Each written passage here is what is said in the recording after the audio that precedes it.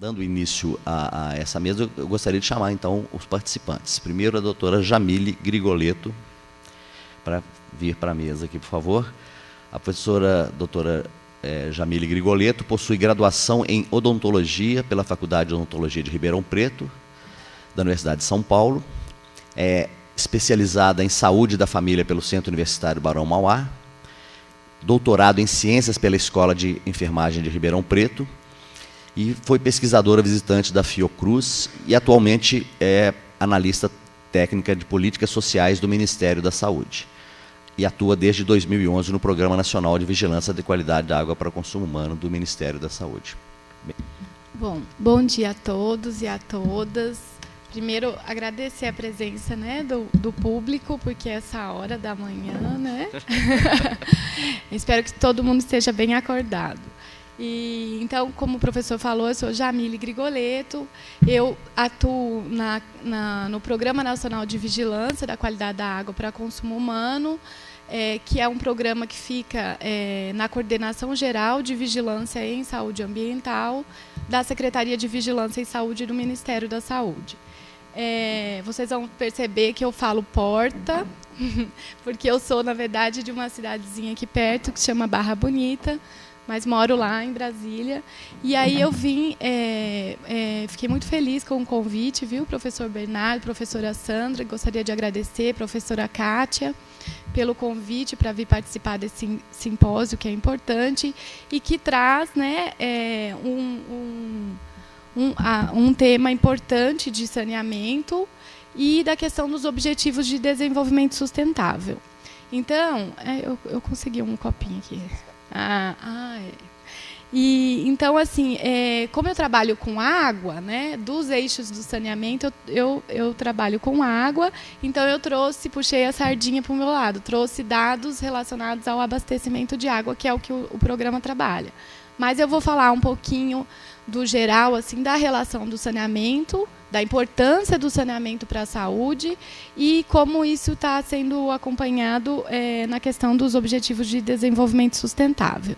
Então, aí eu trouxe alguns dados, alguns gráficos, e aí depois a gente, se vocês tiverem dúvidas, ou se vocês quiserem mais dados, depois eu vou deixar meu e-mail e vocês podem entrar em contato, tá?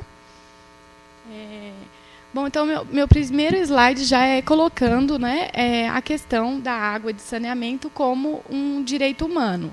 Então, é tão importante essa questão que a ONU, em 2010, declarou que a água potável e o saneamento são um direito humano fundamental. Então, aí, em 28 de julho de 2010, saiu essa resolução. E aí, a ONU traz que o direito humano à água potável e o saneamento, entendendo aqui o saneamento como esgotamento sanitário, confere a todos, sem discriminação, o direito a ter água e saneamento para uso pessoal e doméstico, de uma forma segura, física e socialmente, economicamente acessível, saudável, higiênico, social e culturalmente aceitável, que promova a privacidade e garantia a dignidade. Então, eu acho que foi muito importante ter saído essa resolução para dar esse peso, né, de um direito humano, ou seja, todo mundo tem direito a ter água potável e saneamento. E aí a gente fala também que esse direito humano à água e saneamento, ele é essencial para a garantia de outros direitos, como o direito à saúde, e ele também, indiretamente, ajuda a ter os direitos de alimentação sadia, qualidade de vida, dignidade e o próprio direito à vida.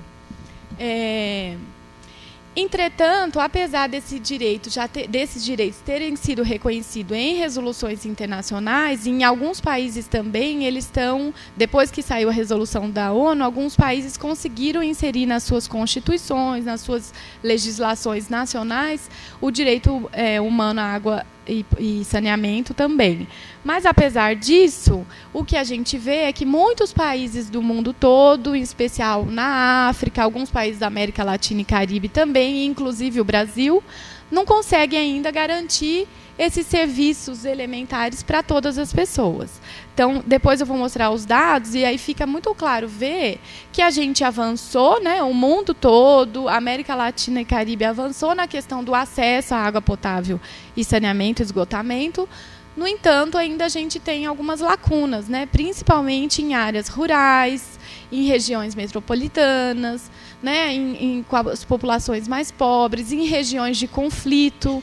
Então, que a gente tem muita dificuldade ainda, inclusive, a gente até estava conversando, de ter banheiro. Então, as pessoas, em muitos lugares, né, o que pode para a gente parecer um absurdo, mas as pessoas não têm banheiro. Então, isso está sendo discutido muito, inclusive a questão de gênero, né, que essa questão de não ter um banheiro atrapalha até as crianças de irem na escola, principalmente as meninas, por conta da higiene menstrual. Então, isso está sendo muito colocado pela ONU para a gente tentar garantir o acesso à água potável e saneamento. E tem um autor que chama, esses autores Branco e Henriques, eles colocam que a maior dificuldade, então, para garantir o direito à água e o saneamento é justamente prover esses serviços para aquelas pessoas mais pobres que não podem pagar para ele. Então, a dificuldade é como fazer a sustentabilidade desses serviços para quem não pode pagar, né? E, mesmo assim, muitos esforços estão sendo feitos, né, para inserir esses direitos humanos nas políticas atuais e do futuro, e também, como eu falei, nas legislações nacionais de vários países. Inclusive, o Brasil tem uma proposta de inserir o direito humano de acesso à água potável e saneamento na Constituição. Não conseguimos ainda, mas já tem uma proposta. A Agência Nacional de Água está com uma proposta. Quando tinha os ODMs, que os Objetivos de Desenvolvimento do Milênio, eles não consideraram a questão do direito humano. Mas agora, nessa agenda pós-2015, com os ODS, já tem claramente a questão, o referenciamento dos direitos humanos para a água potável e saneamento. Então, já foi um avanço, né? Aí eu trouxe para vocês aqui a meta... Vocês estão me escutando bem? Porque o microfone, às vezes, parece estar longe. A meta dos Objetivos do Desenvolvimento Sustentável relacionado à água potável e saneamento. Então, o objetivo é assegurar disponibilidade e gestão sustentável da água e saneamento para todos.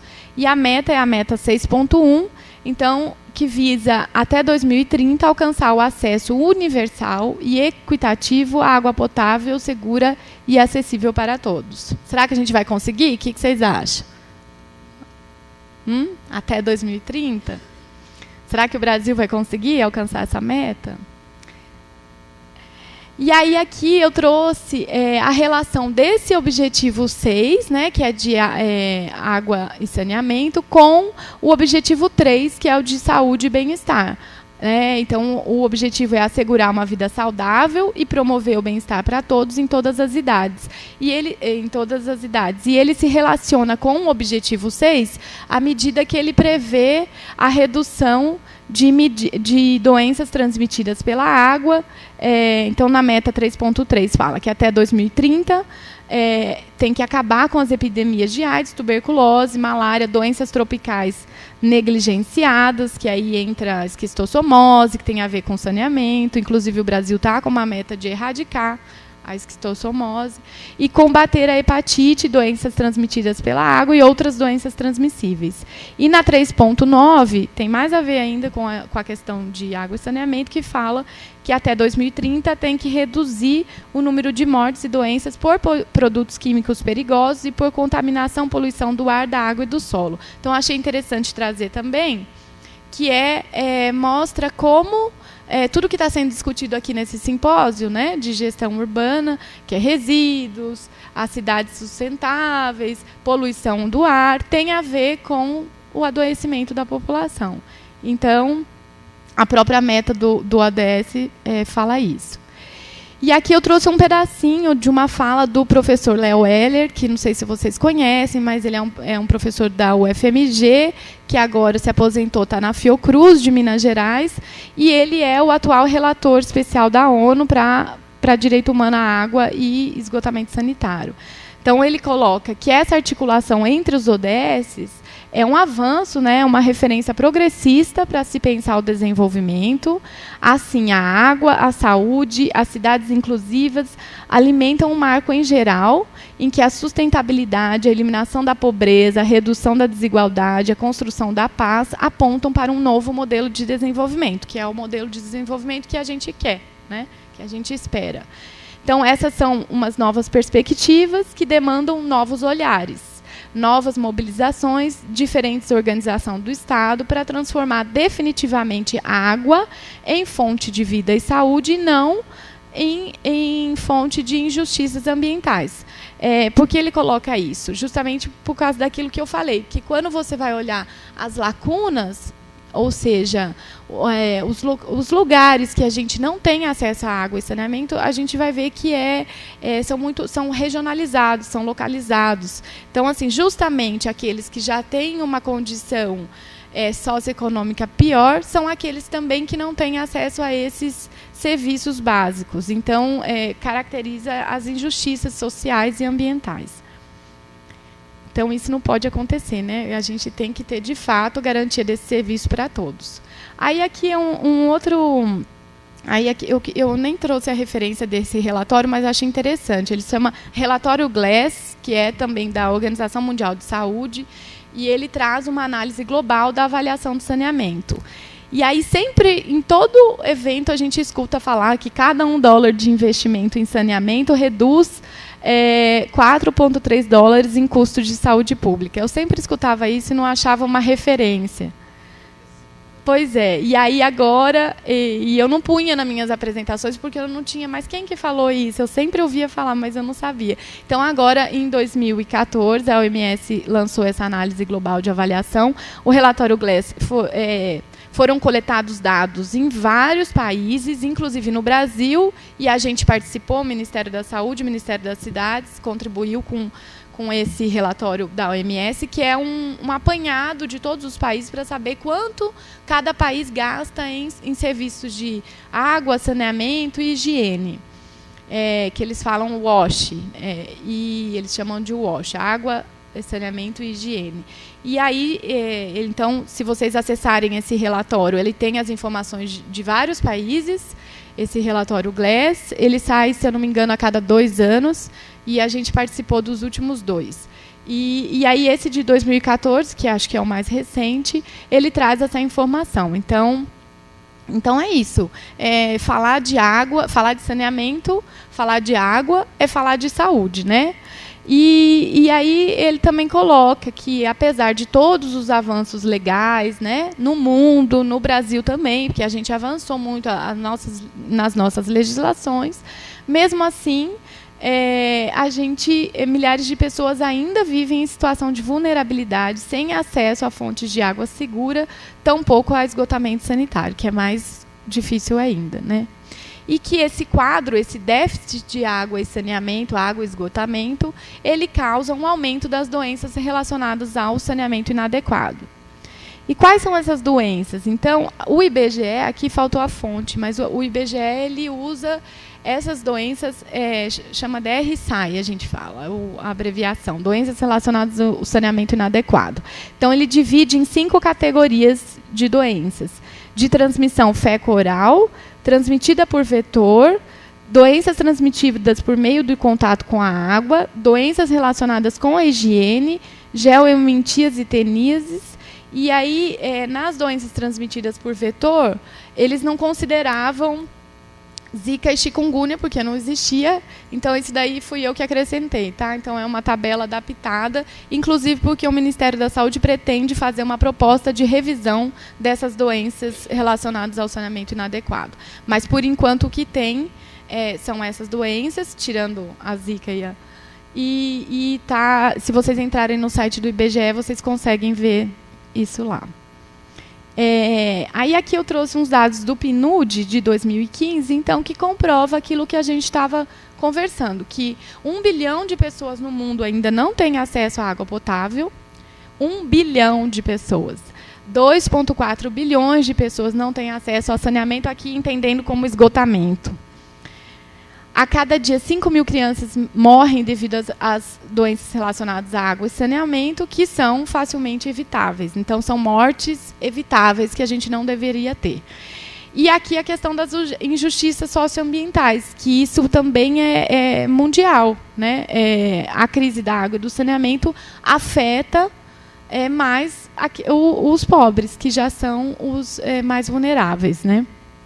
Então, a gente coloca que a diminuição da pobreza, o desenvolvimento sustentável do ambiente, a progressão econômica estão ligadas aos recursos hídricos e aos serviços de abastecimento de água. Aqui eu também trouxe os dados, porque a ONU, então, ela já está fazendo o acompanhamento do cumprimento da meta. Aí eu só trouxe da 6.1, que é diretamente ligada ao nosso assunto aqui, água potável segura e acessível para todos. E o indicador que ela está usando em todos os países que vão cumprir os ODS, né? O indicador é percentual da população que utiliza fontes de água potável melhorada, que eles chamam, né? Então, aí, qual a situação do Brasil hoje? Será que nós vamos alcançar essa meta? Aí eles têm publicado no site deles, esse site aqui, um gráfico, né, que mostra como que está no mundo, na América Latina, e aí a gente pegou os dados do Brasil. Então, está muito ruim para vocês enxergar, vou tentar ler aqui para vocês. Então, no Brasil, quando você olha como um todo, 98,12% da população tem acesso a fontes de água potável melhorada. Quando você vai ver a diferença em área urbana e área rural, então, na área urbana, você tem 99,99% de pessoas com acesso a fontes de água potável melhorada. Quando você vai para o rural, já dá 86,96%. Então, a melhoria, né, não é igualitária. Então, isso que eu gostaria de destacar, que eu já falei antes, e isso acontece não só no Brasil, isso acontece em outros países do mundo também. Então, se você vê a OMS, eu acho que tem uma publicação agora que fala também das regiões de conflito, onde tem guerra, que as crianças, né, não têm acesso à água. Então, tanto o quadro de déficit quanto a melhoria, elas não são justas, na verdade, né? As melhorias priorizam quem tem mais condição, ao invés de ser o contrário. Então, a gente tem que avançar, o Brasil tem que avançar principalmente nessa questão da parte rural. E eu acredito que nós vamos avançar porque agora a Fundação Nacional de Saúde, a FUNASA, ela está com uma parceria com a UFMG e eles estão desenvolvendo o Programa Nacional de Saneamento Rural. Então, assim, já acabaram as oficinas e agora vai para a elaboração mesmo e depois na implementação. Então, eu acredito que, tendo um programa nacional, tendo metas, tendo recurso para fazer o saneamento em área rural, a gente espera que esse percentual aí melhore. Aqui, então, agora eu vou falar um pouquinho dos dados de abastecimento de água do Brasil. E esses dados são, como eu falei, eu trabalho no Programa Nacional de Vigilância da Qualidade da Água para Consumo Humano. Esse programa trabalha principalmente com 2 instrumentos, que são a Portaria de Potabilidade da Água para Consumo Humano, que é a atual Portaria 2914 de 2011, que estabelece os padrões de potabilidade que a água tem que chegar no consumidor. Então, essa portaria é a que dá o embasamento para os responsáveis pelo abastecimento de água, para os prestadores de serviço e para o setor saúde, que também faz o monitoramento da vigilância da qualidade da água para consumo humano. E a portaria, e temos um sistema de informação. É um sistema de informação, ele chama SISÁGUA, Sistema de Informação da Vigilância da Qualidade da Água para Consumo Humano. Então, esses dados que eu vou apresentar agora são retirados desse sistema, não estão super atuais. Esses dados eu tirei em agosto de 2017, são referentes a 2016, tá? São dados de 2016, mas que eu tirei do sistema agora em 2017. E nesse sistema de informações a gente tem dados de abastecimento de água, tanto do monitoramento que o setor saúde faz, quanto do monitoramento dos prestadores de serviço de abastecimento de água. Quem é o prestador aqui em São Carlos? É Sistema Autônomo? Então, e aí a gente tem os dados dos municípios. Agora, a gente não tem os dados dos 5.570 municípios, porque a alimentação do sistema é espontânea, né, não é obrigatória. A obrigatoriedade é o controle, que são os prestadores de serviço, mandarem os relatórios com os dados mensalmente para o setor saúde, e o setor saúde alimenta o sistema, ou eles inserem diretamente no nosso sistema. Mas tem muito dado que eu sei que eles monitoram e não está no sistema. Então, isso eu sempre deixo claro na apresentação, porque às vezes alguém vem, mas não é bem isso. Meu município tem mais dado, mas não está no meu sistema. E como eu estou lá na esfera federal, eu só consigo ver o que está no sistema de informação. Então, esse daqui é o gráfico que mostra o percentual da população segundo cada forma de abastecimento de água para consumo humano e aqueles estados que eu não tenho informação. Então, está por unidade de federação. E aí está dividido por forma de abastecimento de água. A portaria 2914, ela classifica as formas de abastecimento de água em 3 nomenclaturas. SAA, que está aí a abreviação de Sistema de Abastecimento de Água para Consumo Humano, SAC, que é Solução Alternativa Coletiva, e SAI, que é Solução Alternativa Individual. Então, SAA são os sistemas tradicionais, as estações de tratamento de água tradicionais. SAC são poços, carro-pipa, chafariz. Então, entra uma série de soluções que a gente chama alternativas e que distribuem água coletivamente também, e que também devem atender os parâmetros da portaria. E solução alternativa individual é aquela que atende uma família apenas, tipo uma cisterna ou um poço só de uma família. E aí, pelos dados, pelo histórico dos dados, a gente vê que, normalmente, quem é abastecido por sistema de abastecimento de água tem uma qualidade de serviço melhor, porque esses sistemas normalmente têm tratamento. Mas depois vocês vão ver que, eu tenho dado também, que a pessoa receber água canalizada, ou seja, por meio de sistema de abastecimento de água, nem sempre significa que ela recebe água tratada. Então, o que a gente tem no Brasil ainda, infelizmente, a gente tem um alto percentual, a gente avançou na distribuição de água por meio de sistema de abastecimento de água, que é muito bom, só que, infelizmente, muitos sistemas ainda não têm tratamento nenhum. Se você vai para a região norte do país, tem muito município que tem uma estação de tratamento, mas a água passa, a gente fala que é caixa de passagem, passa e a água é distribuída sem tratamento nenhum. E isso, eu acho chocante isso, porque não dá para acreditar que a gente tem isso no Brasil ainda, mas a gente tem e tem muito. Então, eu vou mostrar para vocês. Mas aqui, se vocês olham, a maioria, então, dos estados tem o azulzinho, sistema de abastecimento de água. Então, a maioria tem água canalizada, a maior parte da população. Mas vocês podem ver que tem muitas diferenças. Será que eu consigo apontar aqui? Não tem. Tem muita diferença de um estado para o outro. Não sei se vocês estão conseguindo enxergar. E aí... tem o abastecimento por SAC, por SAI, que é o azulzinho, bem clarinho. E o que está em vermelho é o que eu não tenho informação. Eu não tenho informação nenhuma desses municípios, desses estados, que tipo de água ele está recebendo, a população está recebendo. Então, a gente tem em torno de 90% de municípios que alimentam o sistema, mas tem uns que não alimentam, e aí a gente não pode inferir nada. Mas a gente considera que essa população, que a gente não sabe nada da informação, que água que está recebendo, que também é uma população vulnerável. Então, vocês podem ver que tem estado que tem pouco vermelhinho, pouca gente que não tem informação, mas tem estado que tem bastante, né? Então, ali, Rondônia, olha o tanto de municípios sem informação. Então, dá para ver direitinho. Aí, depois eu vou deixar a apresentação, vocês olham com cuidado, porque fica ruim para ver de longe assim.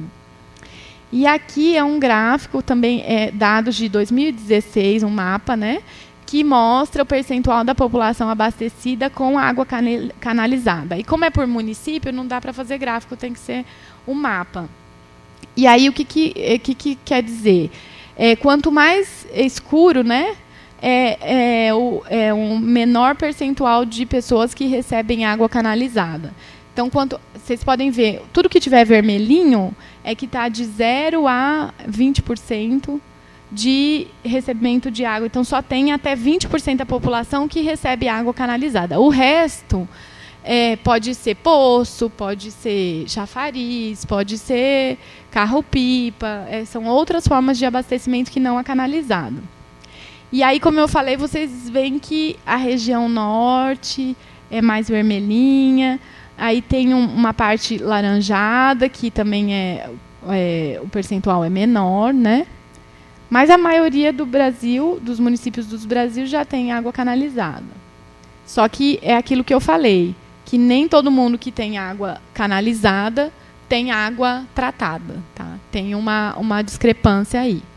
Esse dado é o dado dos municípios que não têm informação sobre controle de qualidade da água para consumo humano. Então, tudo isso que está vermelho são os municípios que não têm nenhuma informação sobre controle de qualidade da água para consumo humano. Às vezes, ele tem dados de vigilância, mas não tem de controle, que os dados de controle quem envia para a gente é os prestadores de serviço de abastecimento de água. Então, está claro nesse aqui, né, as regiões que são tem mais problema. Esse aqui também mostra o percentual de amostra fora do padrão dos dados de monitoramento de controle para a turbidez pós-filtração e pré-desinfecção. Então, tudo que está vermelhinho aí é o que está com problema. Aí eu vou passar rápido, porque são muitos gráficos. Esse aqui é o percentual de amostra fora do padrão. Também, eu só estou falando de dados de controle, tá?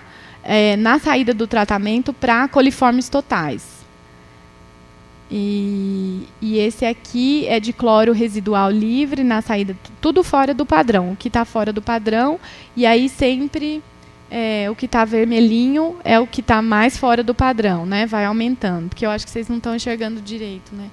É ruim para ver, mas aí depois vocês podem consultar direitinho, e se quiser mais algum dado, vocês me pedem por e-mail. E todos esses dados a gente consegue tirar do nosso sistema de informação. Aqui, cloro residual livre no sistema de distribuição, porque a portaria ela tem um valor máximo e mínimo permitido, né? Ela tem o cloro residual, o mínimo e o máximo permitido. Então, a gente pegou esses dados com base, levando em consideração o padrão da portaria. E aqui E. coli no sistema de distribuição, que demonstra a contaminação microbiológica. E aqui é aquilo que eu falei, que é a percentual da população abastecida por forma de abastecimento de água sem nenhum tratamento. Então, quando a gente olha o percentual, até que parece pouco, né? 1 e pouco, mas quando a gente vai olhar os números, como a população brasileira é muito grande, então, assim, são milhões de pessoas que ainda recebem água por diversas formas de abastecimento, até por sistema. Então, o que está em vermelho são o percentual da população que é abastecida por sistema, ou seja, tem água canalizada, mas ela está chegando em casa sem nenhum tratamento. E isso é, para a saúde, um enorme problema, né? Então, porque isso, você pode ter uma série de doenças transmitidas pela água. As doenças microbiológicas têm uma característica mais, são agudas, né? Então a diarreia, são momentâneas, mas a gente pode ter outras contaminações, como as contaminações por químicos, né? Metais e agrotóxico, que aí a gente vai ter um adoecimento daqui a um tempo, né? Pode ter um câncer, e também é muito difícil a gente correlacionar, mas a gente tem evidência científica que pode ter, né? Então, esse dado aqui eu gosto sempre de mostrar, porque a gente tem que mudar esse cenário, né? A gente não pode ter água sendo distribuída sem tratamento para a população. E isso é um artigo da portaria, que é um dos primeiros lá, que fala que toda a água distribuída coletivamente tem que ter o tratamento.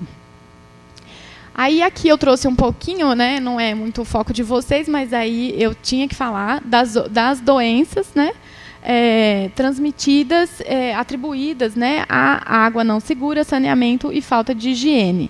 Então, as doenças que estão sendo consideradas aqui são diarreias, infecções intestinais com nematóides e desnutrição proteico-energética. Então, todas essas doenças são consideradas doenças atribuíveis ao WASH, né, que é a sigla em inglês, mas que significa água, saneamento inseguro e falta de higiene. Então, aqui é a taxa de mortalidade no Brasil por grupo de causas em 2015.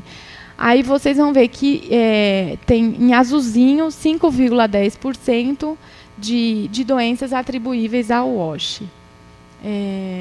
Então, do total. E aí a gente também tem que lembrar que tem as doenças transmitidas por vetores, que são as que estão em vermelha, 0,3%, mas que tem muito óbito relacionado, dengue, zika, chikungunya, que não são diretamente transmitidas pela água, mas são relacionadas à água e ao saneamento como um todo, principalmente com os eixos resíduos e abastecimento de água.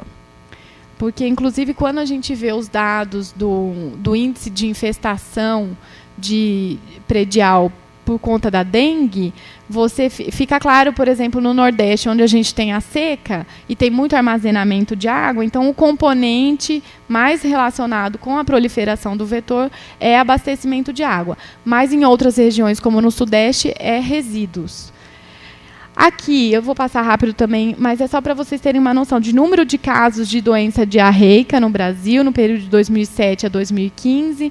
Então, assim, varia um pouco de 250 mil a 450 mil casos por ano de doença diarreica aguda. E aí tem também por região, porque tem umas regiões piores, principalmente no Nordeste. Aqui é o percentual de casos, e aí por faixa etária. E aí, quando a gente vai olhar por faixa etária, também fica claro que os mais acometidos são os mais vulneráveis. Então, normalmente, menores de 1 ano, maiores de 60. Aqui também está o percentual de hospitalização por DDA por faixa etária e o percentual de óbitos por faixa etária. Então, percentual de óbitos também 48% é em menores de 1 ano. E 40% em maiores de 60 anos. Então, morre mais. Você tem casos em todas as faixas etárias, né? Porque é normal ter diarreia. Mas os óbitos acontecem mais em menores de 1 ano e maiores de 60, que são já os mais suscetíveis, né? Aqui, então, está explicado a taxa de mortalidade por região, por faixa etária, número de óbitos por região no Brasil e porcentagem de óbitos por DDA. Então, aqui, eu gosto de mostrar esse número de óbitos por região para a gente ver também que tem algumas regiões que a situação é pior, como o Nordeste. O Nordeste aí, está mostrando mais de 8 mil óbitos de 2012 a 2016 por diarreia, né, que é causa totalmente evitável. E aqui mostra também essa taxa de mortalidade por 100 mil habitantes por DDA de 2012 a 2015. Aí Brasil, então está o número de óbitos por número de municípios. E a gente vê aí que tem em torno de 4.800, 4.500 óbitos ano. Esse aqui era o último gráfico de 2015 e ainda não estava fechado. Então, são muitos óbitos, mata muito mais do que dengue. A doença diarreica aguda. E aqui eu trouxe o de dengue também, mas também esses dados não estão muito atuais, são de 2015, tinha sido atualizado em novembro de 2015, mas já dá para ter uma noção. Então, em 2013, a gente teve, isso é tudo Brasil, tá? 648 mortes por dengue, 2014, 453 e 2015, 811, e isso foi em novembro. Então, na verdade, teve mais do que isso, né? E aí eu tenho muitos outros dados de abastecimento de água, tenho os dados da vigilância, tenho os dados de outras doenças, mas aí ia ficar muita coisa para trazer. Então, se vocês tiverem interesse, depois vocês pegam o meu e-mail e eu tento passar. E aqui, como considerações finais, eu trouxe, né, que as políticas públicas que têm como objetivo melhorar o acesso à água e ao esgotamento, sem discriminação, estimulando a participação social, a transparência, a responsabilidade, visando equidade, justiça e dignidade, podem propiciar mudanças estruturantes em todos os determinantes sociais do processo de saúde, doença, cuidado das populações vulneráveis. Então, é isso que a gente quer, né? A gente quer que o direito humano à água e saneamento traga, de fato, uma mudança nos determinantes sociais da saúde. E que a gente espera que esses direitos humanos, já garantidos na teoria, nas resoluções, nas legislações de alguns países, se efetive como uma política pública no Brasil e em todo o mundo. E a outra questão que eu gostaria de falar é a questão da regulação do saneamento, que tem sido muito discutida, vários fóruns. Agora, no fim de setembro, teve um congresso grande em Florianópolis sobre regulação de saneamento, que foi feito pela Associação das Agências Reguladoras, e que a gente gostaria que a regulação não ficasse focada só na questão de regulação tarifária, regulação econômica, mas que tivesse esse foco também da garantia do direito humano à água potável e saneamento, né? Então, na verdade, regula o serviço para que ele faça o papel dele, que é distribuir água e saneamento, esgotamento com qualidade. E aí aqui a gente coloca que todas as decisões de saneamento são decisões de saúde pública, né? Então, a gente faz saneamento para a garantia da saúde. E também que tem que ter uma integração de todas as políticas econômicas, sociais e ambientais. E que essas políticas públicas, o foco deve ser eliminar os riscos à saúde e ao ambiente, para que a gente garanta uma inclusão social efetiva da população. E o objetivo final é a busca de um desenvolvimento mais saudável, uma perspectiva socialmente justa, ambientalmente sustentável, sanitariamente correta e economicamente solidária. Então, é uma fala aí do professor Gouveia, tá? E é isso que eu trouxe para vocês. Agora, eu só queria divulgar o Fórum Mundial da Água, que esse ano, em 2018, vai ser pela primeira vez aqui na América Latina. Vai ser em Brasília, então vai ser no Brasil, então todo mundo pode participar. Se vocês entrarem no site, vocês vão ver que tem vários espaços. Tem um espaço que chama Fórum Cidadão, que é gratuito, e tem um outro espaço, que é o espaço que vão acontecer as palestras, tal, que é a parte fechada. E o Ministério da Saúde, com outras organizações internacionais, está coordenando o tópico Água e Saúde Pública. Então, vai acontecer, o maior evento global sobre água, vai acontecer na semana do dia 18 a 23 de março em Brasília, que é a Semana Mundial da Água. Então, eu espero ver vocês lá, tá? Para a gente fazer barulho e tentar colocar a água realmente na agenda política internacional e do Brasil. Então, é isso. Muito obrigada.